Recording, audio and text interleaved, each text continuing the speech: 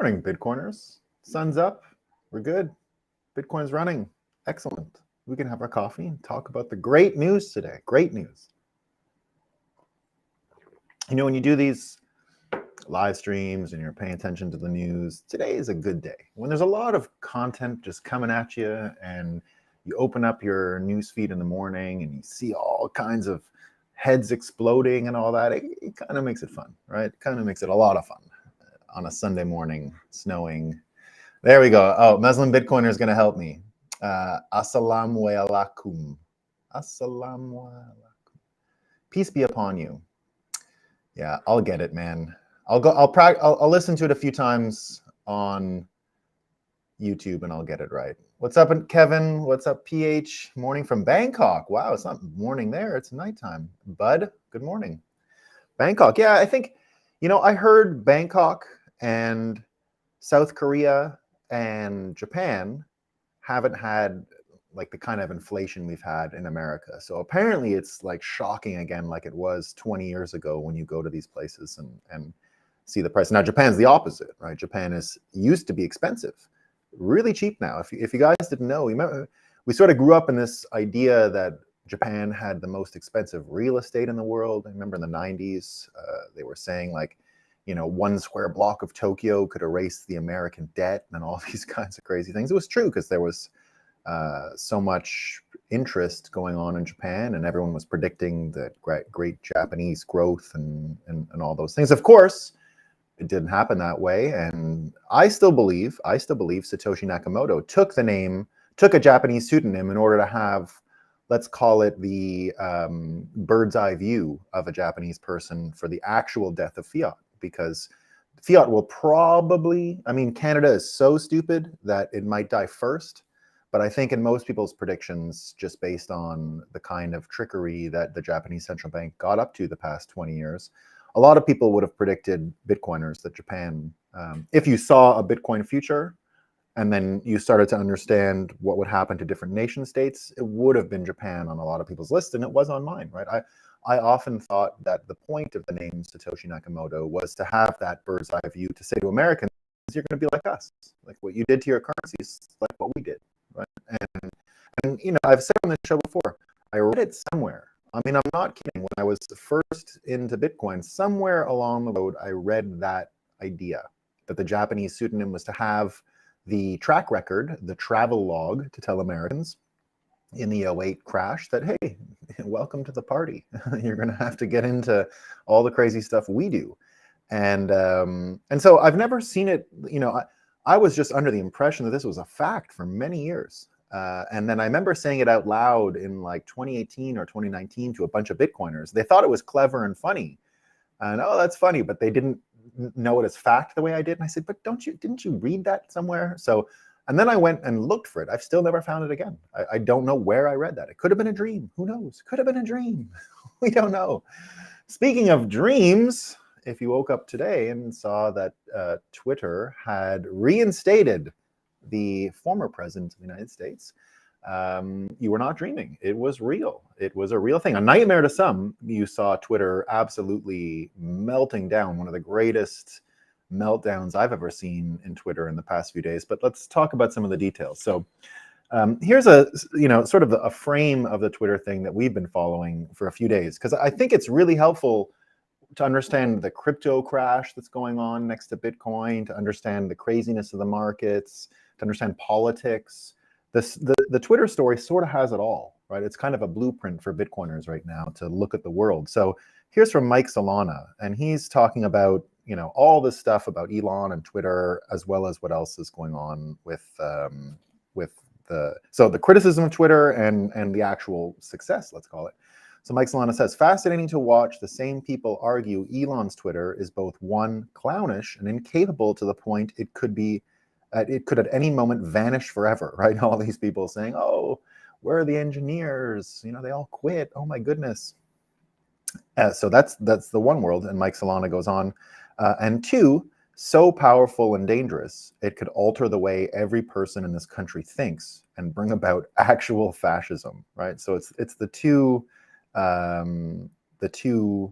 I've heard it said before. A lot of people promote this frame, but it's 2 movies, 1 screen. So we're both watching the same movie, but in the same way that 2 people can watch the same movie and walk away, and one person says, "What a great movie! I loved every bit of it," and another person can see the same movie and say, "Oh my God, that was the dumbest movie I've ever seen." It's kind of like that now with everything you see before us. There was even a tweet yesterday from, or 2 days ago now, from Jack Dorsey, where he goes and says, "Nobody knows anything." You gotta listen for a second if it's Jack Dorsey saying that, because imagine his inside view of what's going on with Twitter and Elon and what people are saying and all that stuff. We talk about the Gelman amnesia effect here, the Gelman amnesia effect. So of all the people that are broken out of the Gelman amnesia effect, I'd say it's Jack Dorsey at this point, because there's the Twitter story is one, right? But then of course the FTX thing, he's got his own Bitcoin business. That's what he does with his time now, right? We all love Jack Dorsey's Bitcoin focus and think it's great.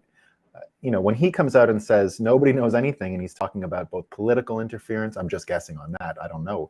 But let's take the 2 stories that are major events in the world right now and look at his point of view, Twitter and FTX. No one has a better view than him.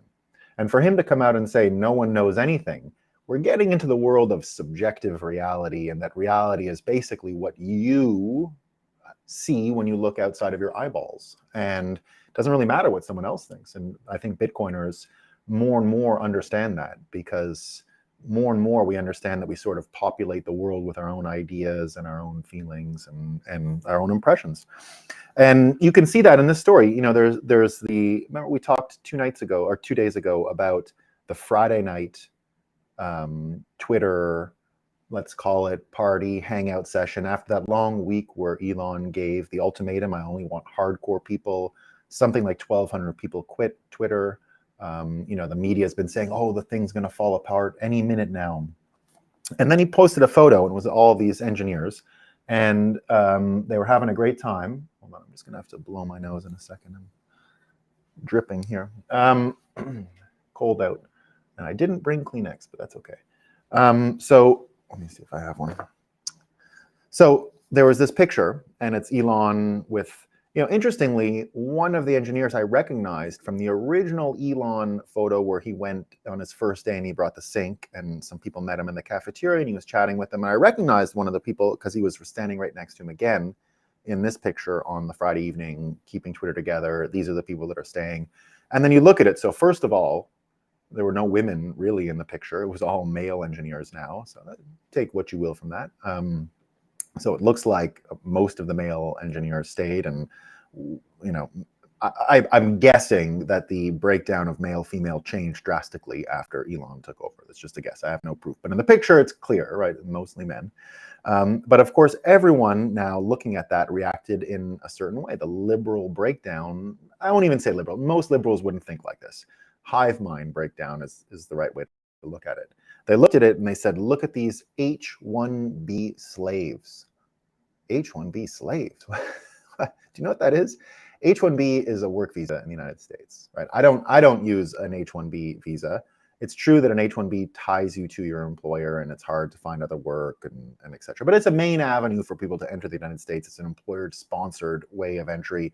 Quite simple, actually. You apply, and I get a kind of a privileged visa because I'm from Canada. Canada, Mexico, and the United States have sort of a labor mobility deal, and it's much simpler for us, and we can get multiple of these things. So anyway, I don't want to say that the visa is all good and there aren't any restrictions and it's just the best thing and people shouldn't complain. That's not really what I'm saying.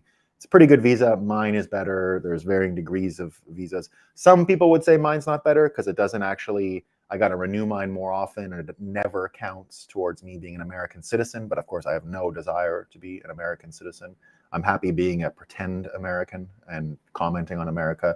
I don't want to be an American citizen because of the taxation. They don't care where you live in the world. They'll just go after you. So I'll take my non-citizenship and get other random citizenships around the world. I'm not really counting on the Canadian one, by the way. Being a terrorist this year has made me think twice about only that one. So I'm going to go to get one of these bought passports, probably from where I spend winters, and deal with it like that. But so everyone's saying these are H-1B slaves. Oh my God, look at these folks.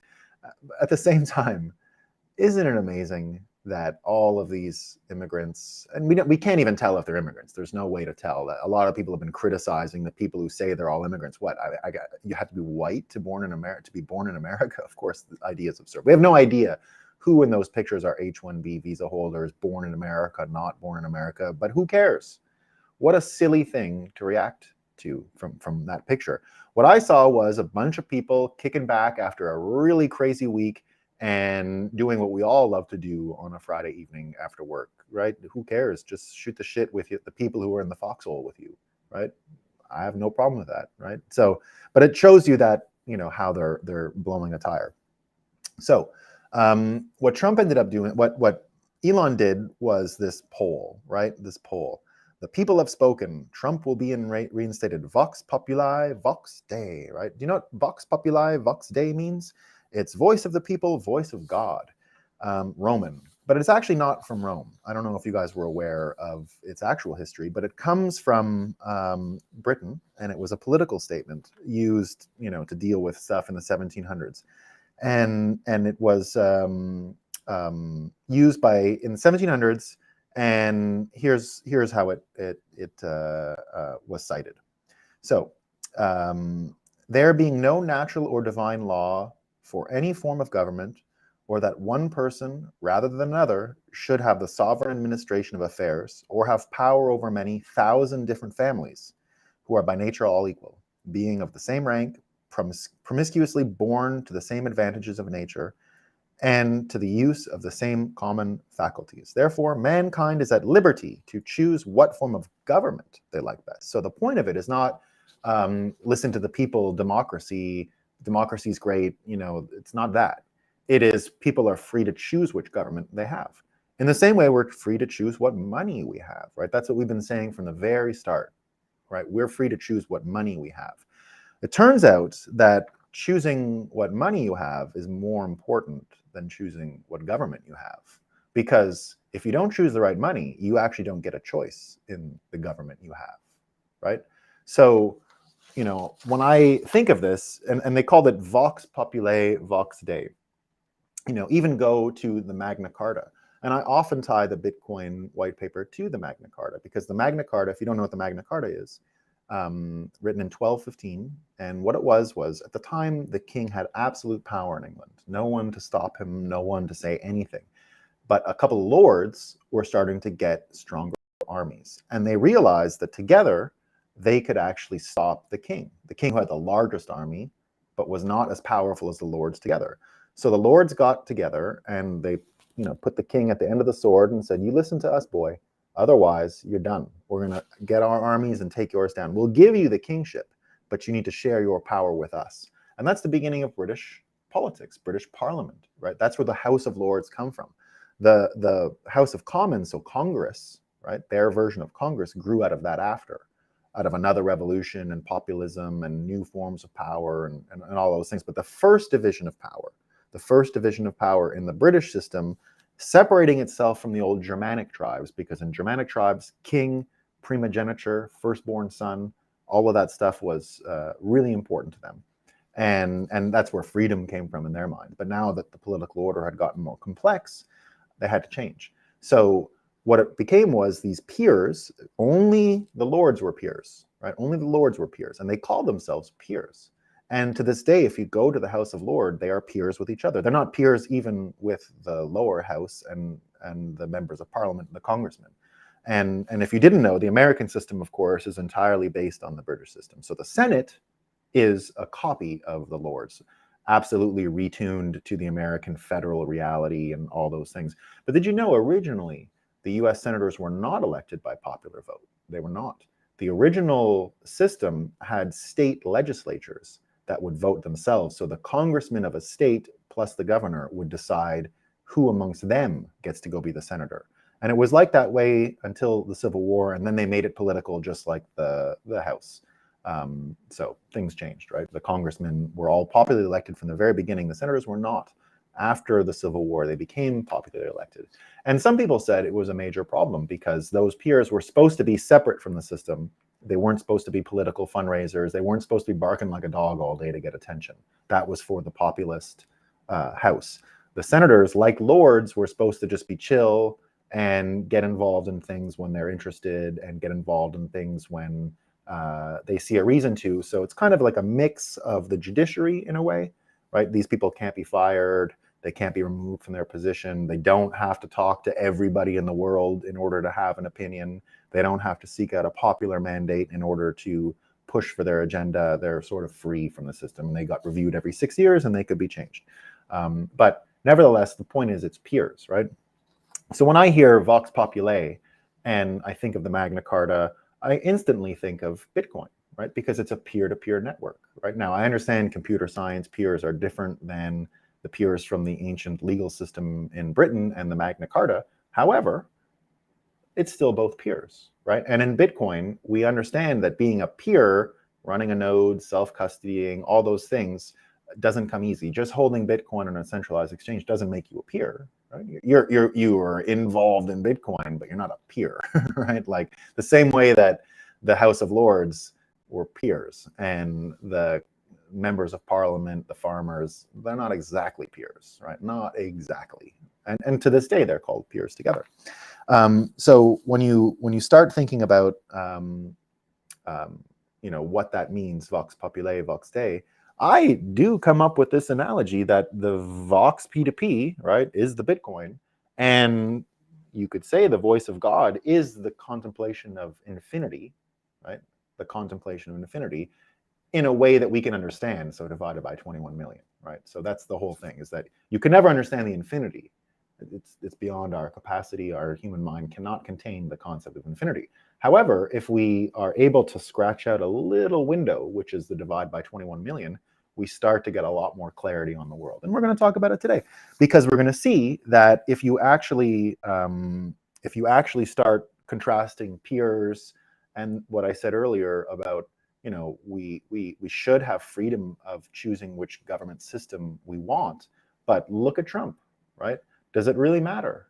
Does it matter, right? They're going to fight now. Trump's back. It's a bunch of fighting, but no one's actually talking about why these systems are even not able to produce the results we want in the first place, right? Why these systems are already limited and why they can be manipulated, changed, altered, and why in the end, nothing really changes with the uniparty, right? You see right now in the United States that the Republicans are starting to talk about ballot harvesting. You know what ballot harvesting is? So we realized, or the Democrats realized with COVID, that they could actually just get people to fill out ballots and then drop them off themselves, right? And this has been the system that's been used to deal with COVID, but now has been pushed across the country into various states. Some states don't allow you to do that, other states do. So it looks like the Republicans now saying, oh, we're not going to stop what's going on with ballot harvesting, because the problem with ballot harvesting is anyone can do it. Like I can go into an old folks home, right, and say, okay, fill out your thing and I'll bring it for you, don't worry, but they're not going to check. So this goes back to the old Tammany Hall political environment in America. The Tammany Hall political environment in America happened after the Civil War. And it is a time when Congress was super corrupted and all seats were bought. The presidential power was very limited, and all of these guys were pushing for their corporate backers and all that stuff. This was 100 and something years ago. This is kind of what it's starting to look like again. They've reinstituted this system. And when I hear the Republicans going for it, this is what I end up hearing. And Sticks, X, and Hammer, if you guys don't follow Sticks, Hex, and Hammer 666, you're missing out, because it's one of the most entertaining sites on the internet. A fellow Vermonter who lives in Amsterdam now. And what he said this morning on his show was that ballot harvesting is like the Ring of Sauron, the Ring of Sauron from the Lord of the Rings. Not the Eye of Sauron, but the ring actually gives you power over others. It's like a corrupting force. And what he's arguing is that if the Republicans go and do the ballot harvesting, they're just as corrupted now as the Democrats, that there is literally no point between either party. They're just going to keep up with their trickery and you'll never actually have a voice again, right? And I believe that, right? His argument is to make voting, you go on the same day, you make it a federal holiday, everyone votes the same day, unless there's a major excuse, you can't vote early, no one will drop a ballot off for you, you've got to do it yourself, all these different controls that some people say should be already in place. Now, I'm not an election integrity expert, but again, we followed on this show that you don't get the option of easy and secure. It's just not on the table. The design principles of an election are that if you take away from one part, if you focus on either convenience or security, you got to give up one from the other. It's a tug of war. So if you're going to say we're going to make it more convenient, well, you're actually just increasing the surface area of attack. You're increasing the ability of the system to be corrupted. If you're saying it's harder to vote because it's only this day, only this time, well, you are giving up on the ease of voting, but at least you have some a benefit of security. So it's a trade-off naturally, and that's what most engineering problems are. They're often trade-offs. You get a bit of this, you lose a bit of that. And you know, when I see this starting to play out in America, we see we don't really have a choice, right? As much as I like Trump, or as much as I liked first generation Trump, I was there for the changing of reality, right? What I saw in Trump was someone who was so different that he would end up changing how we see the world, not our impressions of Republicans or Democrats. But I think he's already done his job, right? You know, I think Trump has already started the ball rolling on change in reality. So I continue to say that the new guy, as a Bitcoiner, the new president, the one with the brain that doesn't work so great, he's kind of better, right? Like, and now we have this great result politically in America where it's complete chaos. Nothing can get done right now in America, and that is just a-okay with us. They have a Republican Congress, a Democrat Senate, or we don't know exactly, but likely a Democrat Senate, Democrat executive, but you can't actually pass laws in America that way. The House Republicans will not pass anything that comes from the president's office, and it'll just get bounced around for 2 years now, which is great for Bitcoiners. We don't want an efficient government, that's for sure, right? This is the last thing we want, right? More fighting, good for us. So, you know, all this stuff is going on. Luckily, Jim Cramer predicted this in his inverse way, right? So Jim Cramer, who we love, we're going to talk about Jim Cramer a couple times here because he's hexed us, the bugger. But we love the inverse Cramer metric, right? The inverse Cramer metric. So inverse Cramer metric is he predicted the following. I don't think Trump's Twitter account will ever be reinstated. Well, don't listen to Jim Cramer, right? He doesn't often get it right. So here's the thing. When we say Vox Populi, Vox Dei, that we have the choice of political systems, I think that is true, right? As I said, you can choose your political system, right? It is through the sanctity that God provided to you, you have the right by nature to choose what system you live under and how you're governed. But the trick was the money and how the money was created, what political institutions created the money, what political institutions were involved with the money, actually was more important than the vote and the system and the person you chose. We're only starting to wake up to that now, right? We're only starting to wake up to that now because the rot has set in. The entropy, the chaos of the money we chose 80 years ago is running its course and is running out of vitality, running out of energy, running out of liveliness in order to make a better world. I'll always admit that when fiat currency were first created, they were actually an innovation and brought a lot of great things to the world, right? We can't deny some of the greatness. We can't deny any of the greatness that humanity achieved in the 1940s and the 1950s and the 1960s, right? We can't deny that. And the fiat system did have a lot to do with that. It's one thing you'll even see from Saifedean when he wrote the fiat standard and the Bitcoin standard. They had no way to know it was going to be a big failure, right? It was worth a shot, and it worked. But systems degrade. When they got rid of the checks and balances, when they made it pure fiat, when they made it all an abstraction and all a purely psychological commodity with the psychology based on not peers, not Vox Populi, none of that, but the ebb and flow, the comings and goings of government, of sovereign debt, and all these other perversions, the system just ran out of steam, ran out of energy, doesn't know where to go, doesn't know where to head, and we can't even use it to predict a future that any of us want to live in, right? Like I can't look at the system we have created, look at the US dollar, look at the Federal Reserve, look at the banks, and say, oh, in this scenario, humanity is going to be amazing, right? There's no way, because you see the zero-sum game of the system, where some people get rich, some people get poor. There's nothing wrong with that part, zero sum in general. But in the way it's being practiced now, it's not actually out of skill, output, talent. It is literally how close you are to the printer and how close you are to influence. And we can see all these examples, right? So here's a story we're covering in Britain, and it is eggs. Did you know that the supermarkets in Britain are going to be rationing eggs soon? Did you know that? Britain, one of the richest places in the world, supposedly. Rationing eggs, one of the easiest things to produce. Why? Well, you'll read in the news, right? If you trust the news, oh, it's climate change. Of course, it's climate change. Oh, it's so hard because of avian flu. They say there's a virus going around now. We got to kill all the chickens.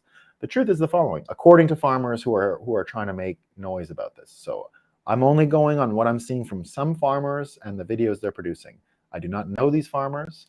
They could be fake. It could also be a psyop, but you tell me if it makes sense. So what they're saying is, we've all seen inflation in the price of eggs, right? Eggs do not cost what they did a year ago. The carton of eggs is $8 or $9 in America in some places, and for crappy industrial eggs as well, right? Not the farm fresh eggs. So you've got these prices that have gone up because of inflation. What the farmers are saying is the grocery stores don't actually want to pay them more for the eggs. And I believe the grocery stores are one of the biggest cartels going. The food industry and the grocery stores together make a cartel, and we're gonna keep following that story on this show for sure. So so the grocery stores won't pay the farmers more. That's what the farmers are saying in their videos. So the farmers say they've increased the price of eggs at the grocery store, but they're not increasing what they're paying us. Therefore, we have to feed these chickens. We got to raise these chickens. We've got to pay electrical bills for these chickens. If we're not going to get more in from the grocery stores, we have only one choice: fewer chickens.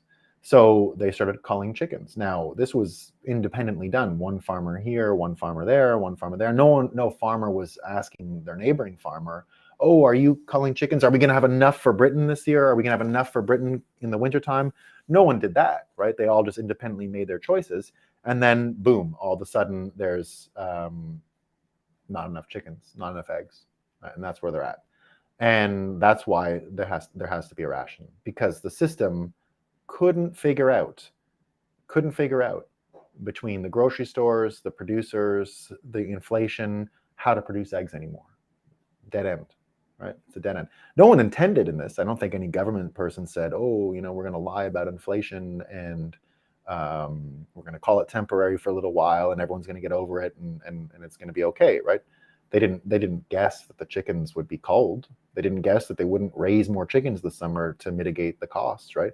Just like the grocery stores saying, oh, darn, all of our bills went up too. Where can we make it up? Well, those darn farmers, pay them the same we did before, right? They can't we're their only buyer if you're one of these big grocery stores, right? So that's what's going on. So we're going to keep following that, right? But what about this one? We've got the College of Physicians in Ontario now, right? So this is, we pick our system, really, right? So the College of Physicians of Ontario, unelected, nothing to do with anything, right? They have now said that if people are anti-vaxxers and those who refuse to take the vaccine, they should actually just be prescribed psychiatric medicine, right? They got a mental problem. So unelected, right? Who knows who these people are? Who knows who's on the Ontario Physicians Board? I might know some people. I do know quite a few high-placed doctors in Ontario just because of family. And they're insane people. They're crazy. They would totally agree with this kind of thing, 100%. And no one chose them, right? They just believe that the smartest people in the room should always be making choices. They're probably hiding under their tables today because Trump is back on Twitter. I bet they are, right? I bet they are. And that's pretty typical. So they're now saying they're not mandating. I want to make sure that's clear. They're not mandating psychiatric medicine for anti-vaxxers, but it is now a prescription. They're saying, if these stupid people don't want to get a vaccine, drug them, right? Remember what Harley Pasternak, another Canadian, he probably knows people in the Ontario College of Physicians, right? Remember what he told Kanye, right? It was or I'll drug you again, right? Back to zombie land again, right? That's how these people think. Did anyone see this Meloni, the Prime Minister of Italy, right? Speaking of systems we don't choose, speaking of the voice of the people, the voice of God.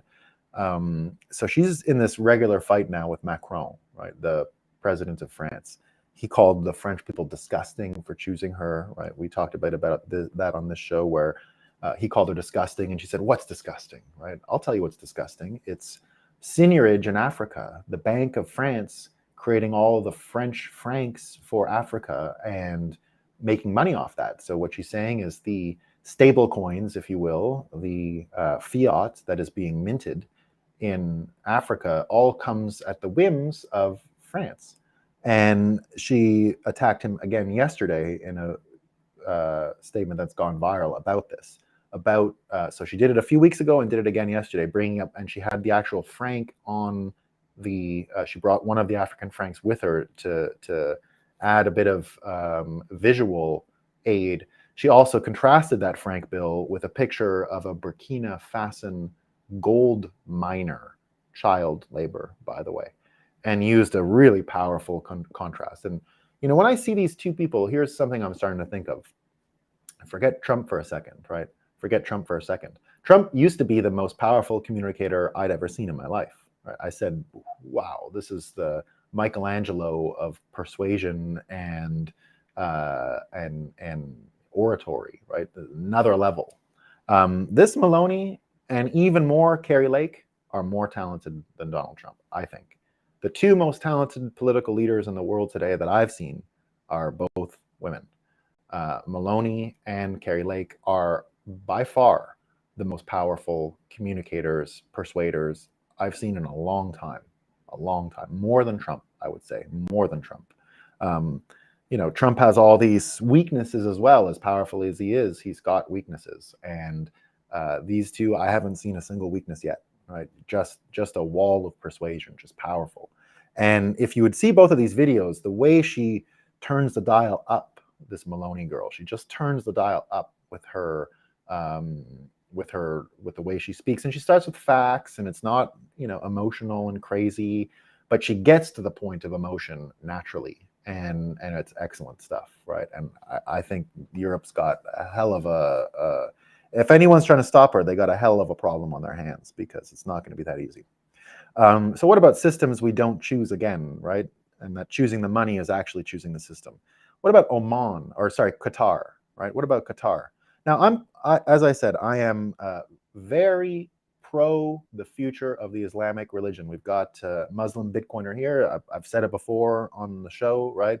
I think they got it right in a lot of ways. But like all countries, their governance still has problems. And it looks like Qatar has spent $220 billion, $220 billion on the World Cup that started yesterday. And 215 times the previous record. Do you think the folks in Qatar chose that? Now, the stadiums are gorgeous, and I hope they last, and I think they're beautiful. And, you know, I like good public infrastructure. I've always been a fan of, you know, if we are going to tax people, it should all go to public infrastructure. I like bridges, trains. I know of ways to privately do this, right? And definitely prefer the private funding of all these things. But I am a fan of stadiums, and they have built the most beautiful stadiums I've ever seen in my life. So they should be proud of that, and I think it's great. But did people there really choose to spend $220 billion, or was it a vanity project, right? Was it a vanity project? Time will tell. Time will tell. They have that one super gorgeous stadium that costs $700 million. Now, I know that in the United States, the Dallas Cowboys built a $1 billion stadium, but the Dallas Cowboys make a lot of money. FIFA makes a lot of money too, but FIFA didn't pay for the World Cup, right? The Dallas Cowboys privately financed their $1 billion stadium. They didn't get any government money. They probably got like some tax relief or other bullshit, but nothing like that, right? Nothing like that. So all this to say, choosing the money is actually the way to choose the system. Choosing the system, right? The Vox Populi, Vox Dei, in the end, the vote doesn't really get you there. right? It's the Vox P2P, right? Having a real money. And I say this a lot. We had money before, right? There's things that we used for money. Gold was used as money. Fiat was used as money. I always say that Satoshi Nakamoto and us, because it can't just be his paper, right? Satoshi Nakamoto and we invented money. We invented it. There were things that worked as money before. They were not money. They were aircraft carriers, physical institutions, bullets, all kinds of things that coordinated to make something like money. Pretty good, pretty close, not far, behaved as money for years. But in the end, it wasn't money. We found out quickly it wasn't money. It could be corrupted. You could have all these kinds of influences inside the money. But Satoshi Nakamoto and we, for using it, for understanding it and recognizing what it was, invented money. We invented it. It didn't exist before. There was no such thing. There were substitutes. There wasn't money. We invented money. And this will allow us to start choosing more of our systems, right? And they're going to come one by one. And I think with what's going on Twitter, we're going to see it. So how about this? So this is all about choosing our system and getting out of the reach of money and its manipulation. So CBS, America has 3 major over-the-air broadcasting networks that have been around since the invention of television. It's NBC, which is the National Broadcasting Corporation, and that's in Rockefeller Center in New York City. It's one that some people say was captured by the CIA very early and is often used for propaganda purposes. So that's a Glenn Greenwald thing. I've never done any research on that. I've read a bunch of people and there's a ton of proof, but it's anecdotal proof and it all fits a bias. So I have done no more than confirm my own biases on this, but it looks legit, right? So you go do your own work on that, but it looks legit to me. So there's NBC, there's ABC, which is the American Broadcasting Corporation, and there is CBS, I think Central Broadcasting Service. I don't really remember anymore what it stands for, CBS. So those are the big 3. That was before cable TV. So that's all the TV Americans had in the 70s, 60s, and 50s, right? They had the 3 networks and then PBS and a few other, little channels. But those were the great networks that had a network of antennas and a network of infrastructure to beam television into people's homes. The famous Walter Cronkite was the most famous news broadcaster in America in the 1960s and 70s. I think he was on CBS, right? I believe, if I remember correctly. I was not alive back then, obviously, but so do you know CBS? They have suspended their use of Twitter. They said, we're not going to use it anymore. And they said, we don't know the future. We don't know what's going on. Oh, technical. They fired all their engineers. We're just not sure we're going to get involved. My reading of it is, I think they can't handle getting fact-checked. I think they can't handle if someone were to fact-check them, they would implode because they're not a real news service, obviously, right? They actually can't handle the type of news that's being pushed out on Twitter now, because we saw in our case of FTX that, of course, Twitter was way ahead of the game in coverage. We're still getting love letters, right? Not only are we getting love letters post the FTX crash, David Sachs is starting to gather the love letters written pre-FTX crash. And they're unreal. They're unreal.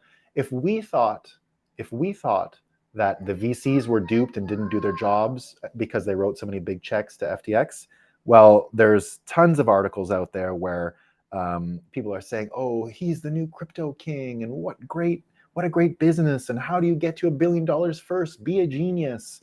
So David Sachs here is saying the extent to which the press was duped by SBF exceeds even the level that investors were. Indeed, the press was indispensable to the scam by inventing the myth of a benevolent crypto king. Isn't that what happened? Right? Isn't that what happened? It wasn't even so much that that they keep writing the love letters. They wrote a bunch in the lead up. Right? We could see it at Kraken. I saw what they did to Jesse Powell. It was unreal, calling him an alt-right, that he is a misogynist, all these crazy things. When Jesse is one of the most gentle, nicest, thoughtful people I've ever met in my life. Yeah, he's got opinions and will let you know, and is not meek and will not hide what he thinks, but he's not confrontational. He's not a jerk. He's not a a crypto bro. He's not a macho guy at all. I've never met someone who is so allergic to bullies in my life, right? He hated Trump for those reasons, not because of his policies or whatever. He wasn't a Trump derangement syndrome guy, but he saw a bully and called him what he was, a bully, right? I can understand why you wouldn't like a bully. I have no idea. I never, asked Jesse about, oh, what do you vote? All that stuff. I don't care, right? But I totally respect why people dislike Trump because they dislike bullies. He is a bully, 100% a bully. I'm okay with that, right? But I understand why someone would not want to bully around anything. I don't have a problem with that.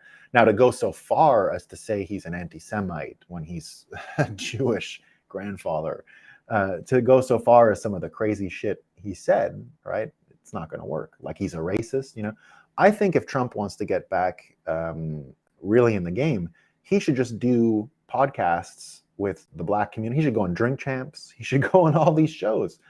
Because in 2 seconds, they would realize he's one of the most personable, friendly people going, and the Black thing doesn't matter, right? It's never to do anything.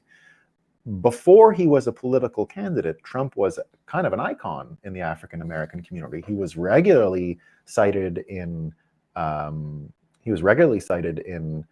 songs and all that stuff. And last week, Dave Chappelle's speech or opening monologue at SNL even described, I think, perfectly how Trump has resonance. He says, because Dave Chappelle, a African-American comedian, lives in rural, kind of ruralish, small town Ohio, or small city Ohio, I should say, and is just surrounded by normal blue-collar white people. And he goes, I get why they like him. He's an honest liar, he said. And that's what he is. He's the guy who comes out of the rich house and says, you should see what they're all doing over there.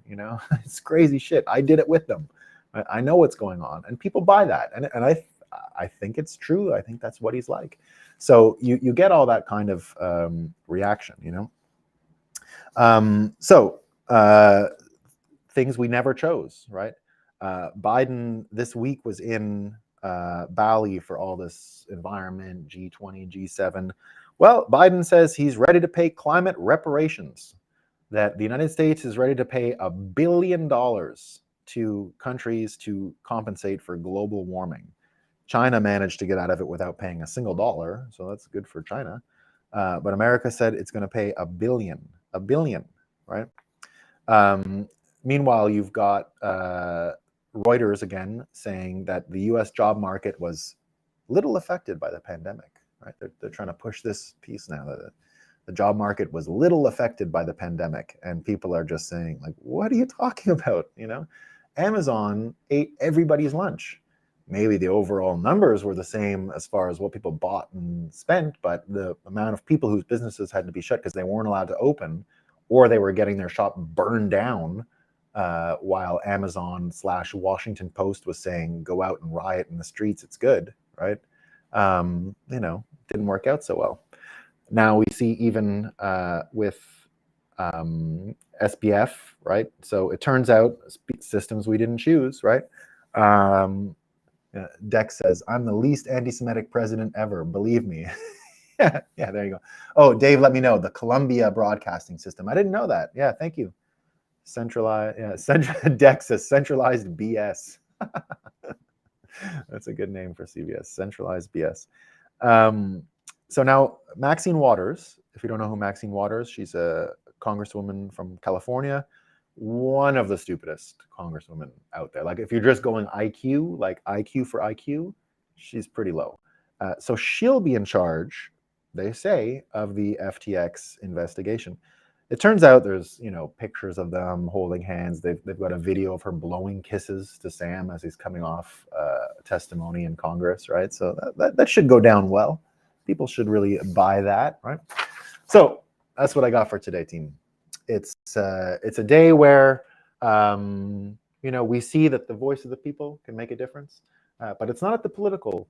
It's not at the political urns, right? It's not where you go to vote for people. It's actually peers, right? And it's peer-to-peer networks, and it's Bitcoin.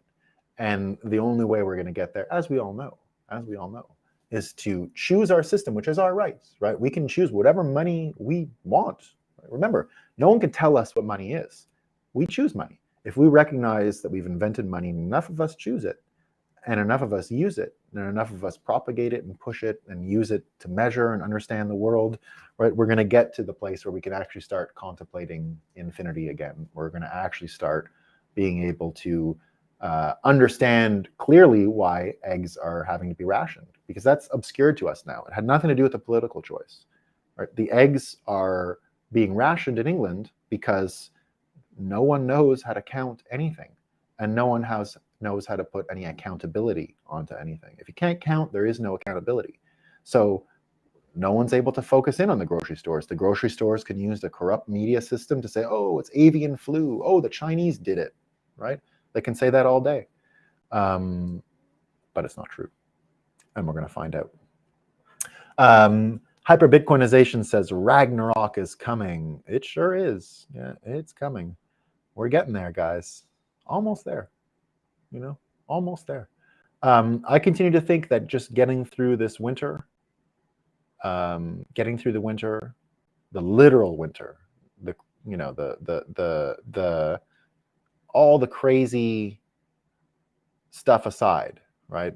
You know, how long hyper-Bitcoinization is going to take, all these things. I think if we get through this actual winter, the path forward is going to be very clear. It's going to be a tough winter. They're going to keep throwing us in with these jerks. They're going to keep painting us in the bad way. But remember, American Congress can do nothing anymore. You're already seeing pushes in America for peace talks in Ukraine because the whole thing is seized up. They're not going to be able to vote the money for themselves anymore. That's all gone, right?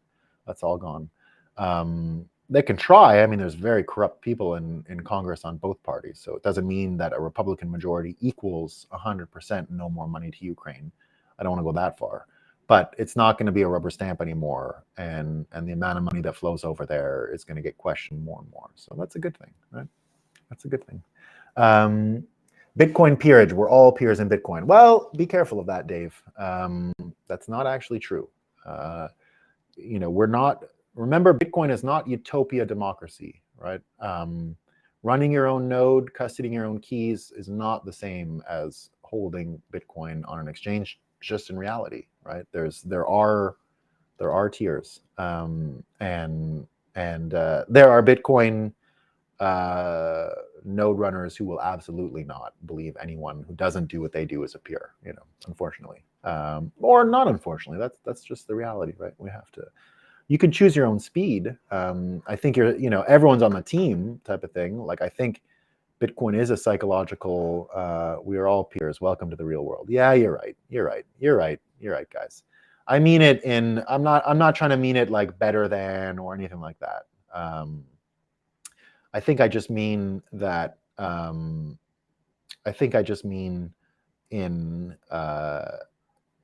if we don't have a solid core of people running their own node, we are vulnerable. We are. And the more people that run a node, the more costly it is to attack the system. You have to think in terms of nation-state attack, right? Tiers of peers. Yeah, tiers of peers. You do one of the first lessons that really struck me about Bitcoin versus Ethereum, because I was around, I've said it a lot, I was around Vitalik a lot in the early days of Ethereum, because he was working out of Decentral and I was working out of Decentral, and so you'd run into him, here and there, not every day or anything, but once a month. And all that was going on at the time. But luckily, I was also meeting with a lot of Bitcoin core devs, because Blockstream is actually based in my hometown of Montreal, and Ethereum was created in Toronto. So weirdly, in that 2014, 2015 period, you could go between the original Bitcoin maxis and the original ETH heads, and I was having conversations with both. And one of the things that I was told early that really shocked me was that you have to immediately start thinking about nation-state attack vectors. And hodlers are convicted. We're willing to go down with the ship, and that's important. Yeah, the hodling is a political statement as well, and I do think just pure hodling makes you a peer. So I don't want to get too prescriptive on this stuff. So that was from Hyper-Bitcoinization podcast. So when you think in terms of nation-state attack, that's where running a node becomes important, right? Because if if a country decides to attack us, they're coming with a hash rate that is impressive and powerful. I think we're in the clear now because of the amount that hash rate has grown since 2014, 2015. But you never know, and you have to keep running it hot. You can't ever stop because you don't know what can happen, right? If someone was able to create enough miners, enough ASICs, and launch them for the purpose of an attack, it's not out of the question. Timmy says, I think big wave coming over the ship. Yeah, that's where we're at. Not much we can do. All right, team. One thing. Let's talk a bit about programming. I'm going to be doing the 1 p.m. show for Bitcoin Magazine going forward.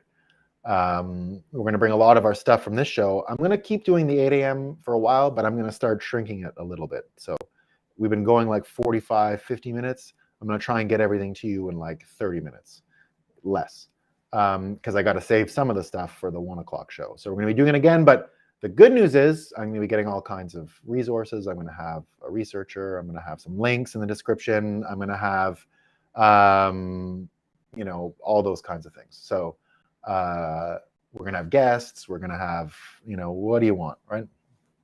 No, we want more Nolan. Yeah, you're going to get more Nolan. It's going to be more Nolan. It's the same thing, right? It's the same thing. I'm just going to be bringing the show. So we're going to still do the 8 a.m., right? Just going to shrink it a little bit.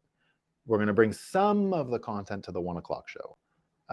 And there won't be any more hosts there. I'm the only host with Chris, who is going to co-host with me, but he's there to help also with setting things up and all that. So I'll do, what I mean is I'm going to be developing a monologue, let's say, right? You know how like Tucker Carlson starts the show or whatever.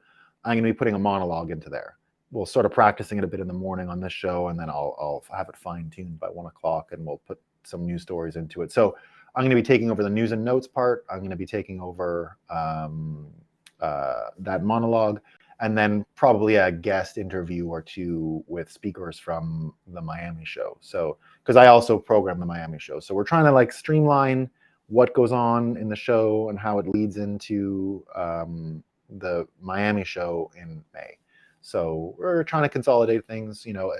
We're just trying to be very prudent at the magazine, because luckily all the craziness doesn't directly affect the magazine, right? All the FTX stuff. But what it does do is provide a lot of uncertainty, and we have to just psychologically scale things back to survive the winter and not just assume that the cake is the same size as it was last year. So we're just trying to de-risk a bit and make sure we're there for everyone, right? So so it shouldn't be too much disruption, but I would like to. I love these 8 a.m. Coffees, so we're not going to stop those. All right, we're just gonna save a bit of my prep time. My system for doing this is I take about an hour and a bit before the show to put all my notes on paper. I just take a bunch of tweets and I put them on these papers. Usually as I structure them all, I'll get the idea for the board. It takes me about 10 minutes to write the board up, sometimes longer. Not usually though. And then I come on and do it. So we're probably just going to be doing, like, there'll be less board, I guess you could say. I think the board is one thing I'm not going to be incorporating into the morning show. If that's okay, if it becomes a big problem and the show becomes difficult without the board, that's fine. I'll readapt. But I think what I'm going to do is we'll go over some notes in the morning, and we'll make a video out of it. I have the tyrannical power of the wrench over here. Yeah.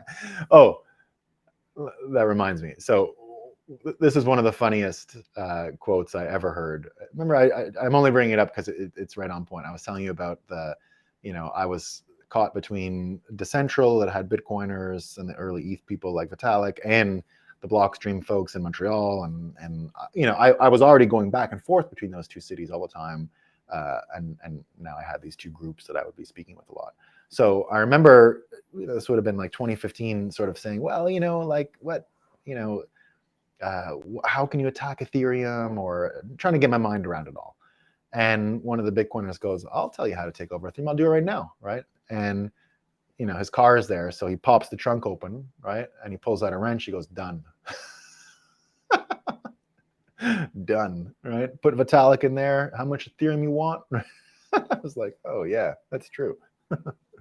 So he had the wrench and the trunk as he was telling me the story, and it was convincing, right? Because he meant it. This guy was a hardcore Bitcoiner, and he's not violent at all, but he meant it as in like, someone can do this, and it's not complicated. And we still hadn't even thought that way yet, right? We knew people would get, Silk Road was around, and we thought of dangers, but not that you kidnap someone and take their keys, right? But it's real. It's definitely real. We're naive. I think of myself as so naive for not even imagining that. All right, team. Peace. See you tomorrow morning. No board, but we'll have fun.